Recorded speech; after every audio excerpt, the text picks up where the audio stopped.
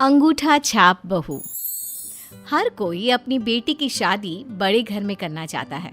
हर कोई चाहता है कि बेटी का होने वाला ससुराल खूब पैसे वाला हो, लेकिन उसके लिए धोखाधड़ी वो तो सही बात नहीं है, क्योंकि धोखे की शादी में क्या होता है देखिए जरा।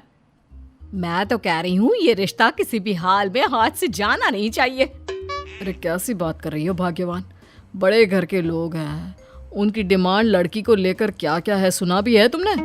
हाँ सुना, सुंदर लड़की चाहिए जो मेरी राधा है ही।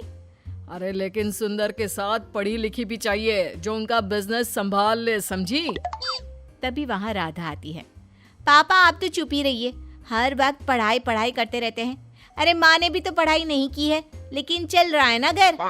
हाँ, क्योंकि मेरी किराने की दुकान है, वहाँ सिर्फ आटा चीनी तोलना होता है। जिस घर का लड़का तुझे देखने आ रहा है उसका इंपोर्ट एक्सपोर्ट का काम है, समझी? कहाँ तक मैनेज करेगी तू? हाय रे, ये कौन सा काम होता है पापा?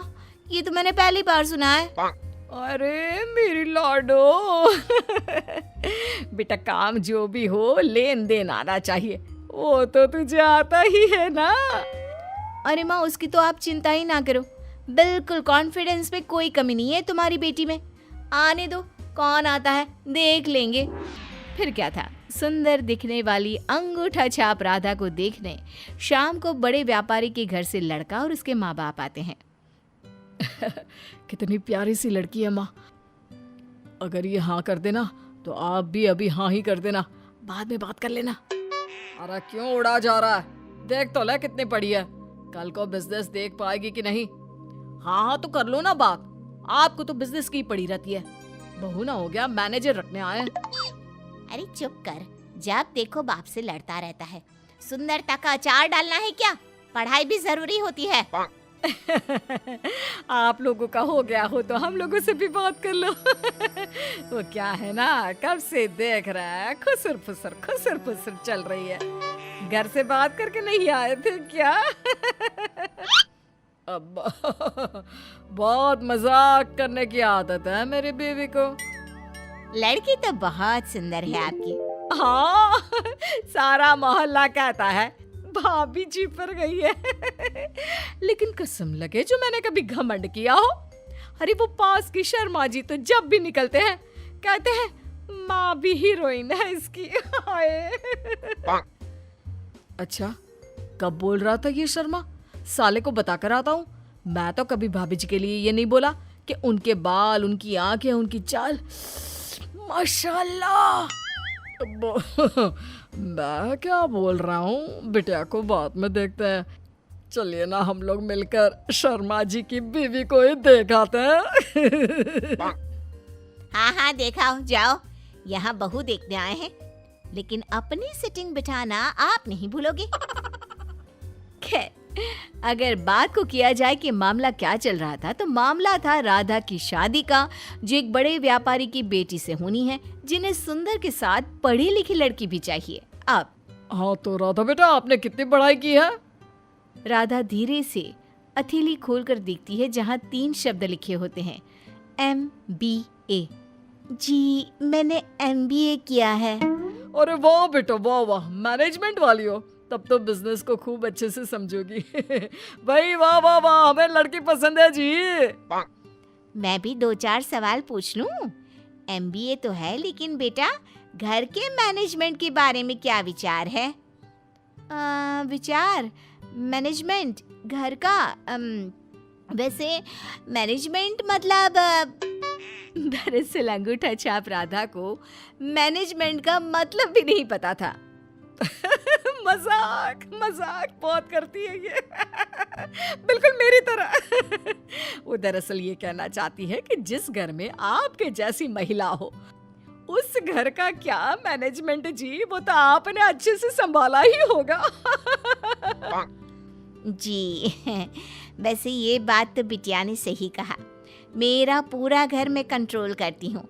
यहाँ भी आना था तो सारी मर्जी मेरी ही चली है। चलिए, रिश्ते को मेरी भी हाँ है। चलो फिर राधा, हम लोगों के साथ घर चलो। अच्छा, मैं कपड़े पैक करके आती हूँ। बेटा शादी करके दुल्हन लाते हैं, जल्दी करा देंगे शादी।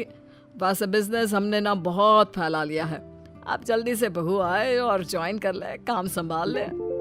क्या है पापा, फिर से बिजनेस? अरे मेरी शादी कराने आए ना, कोई न्यू ज्वाइनिंग हायर करने, आप भी ना। खैर, हो जाती है राधा की शादी एक्सपोर्ट इंपोर्ट का बिजनेस करने वाले मयंक के साथ। फिर क्या, शादी के बाद हाँ तो राधा बेटा, ये सारी फाइलें हैं, ज़रा देख लेना ध्यान से, और शाम को कुछ भी प्रॉब्लम हो तो बता देना, मैं आगे के लिए भेज दूंगा। पेमेंट कराना है ना। राधा कांपते हाथों से फाइल तो ले लेती है, लेकिन हे भगवान, ये क्या है? इतने सारे कागज एक साथ मैंने कभी अपने रफ रजिस्टर में भी नहीं देखे हैं। ये क्या है? तभी राधा को आइडिया आता है, वो चक्कर खाकर गिर जाती है। हाय रे, मेरी बहू को क्या हो गया? माँ जूता सूंघा दो, उठ जाएगी। छी छी, नहीं। आ गया होश। कमजोरी लग रही है। वो क्या है ना, लग रहा है कि शादी की थकान है, गई नहीं है। मैं सोने जा रही हूँ। राधा कमरे में चली जाती है और पीछे छोड़ जाती है वो सारी फाइलें जो कि राधा के लिए काला अक्षर भैंस बराबर की थी। शाम को ससुर जी, अरे राधा बिटिया, वो कल से तुमको ऑफिस आना पड़ेगा, कोई फॉरेन से डेलीगेट्स आ रहे हैं। हाय रे, अब ये कौन होते हैं? क्या करने आ रहे हैं? मुझसे क्या क्या पूछेंगे? माँ को फोन करती हूँ। राधा माँ को फोन करती है और सारी बात बताती है। अरे बेटा, कोई आ ही रहा है ना, कोई आता है तो क्या करते हैं? माँ अच्छा खाना बनाते हैं, खिलाते हैं, जाते वक्त गिफ्ट देते हैं। बस यही करना मेरी बेटी। चल बेटा, रखती हूँ, गोलमाल आ रही है ना, मुझे देखना है। अगले दिन राधा ससुर के साथ ऑफिस जाती है और साथ ले जाती है ढेर सारा घर का बना खाना और साथ में कुछ ट्रेडिशनल साड़ी और कुर्ता। वहाँ एक विदेशी कपल खड़ा होता है। ये मेरी बहू है और यही मेरा बिजनेस देखेगी। वेलकम, हम लोगों ने आपके लिए खास खाने का इंतजाम किया है। पहले खाना खा लेते हैं, फिर आगे की बात करेंगे। बहू सभी को खाना खिलाकर उन्हें गिफ्ट देती है। जितना समय बीत जाता है उतना बिताकर जैसे ही काम की शुरुआत होती है, पापा मुझे फिर से चक्कर आ रहा है, मैं घर जा रही हूँ, सॉरी। बहू घर आ जाती है। वो पूरे रास्ते परेशान रहती है कि कहीं सबको उसके अंगूठा छाप होने के बारे में पता ना चल जाए। वो डरती रहती है कि शाम को ससुर क्या कहेंगे। लेकिन शाम को जब ससुर घर आते हैं तो राधा, ओ राधा बहू, कहाँ हो? गई भैंस पानी में, आज तो मैं गई। राधा ससुर के सामने आती है। मान गया बिटिया, आजकल के बच्चों की इनडायरेक्ट मार्केटिंग। क्या हो गया? मिल गया क्या ऑर्डर जिसके लिए बहू को लेकर गए थे?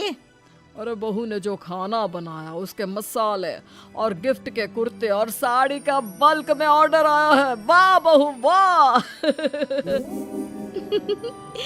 ये सुनकर राधा तो खुश है, लेकिन यही सोच रही है कि ये इनडायरेक्ट मार्केटिंग होती क्या है।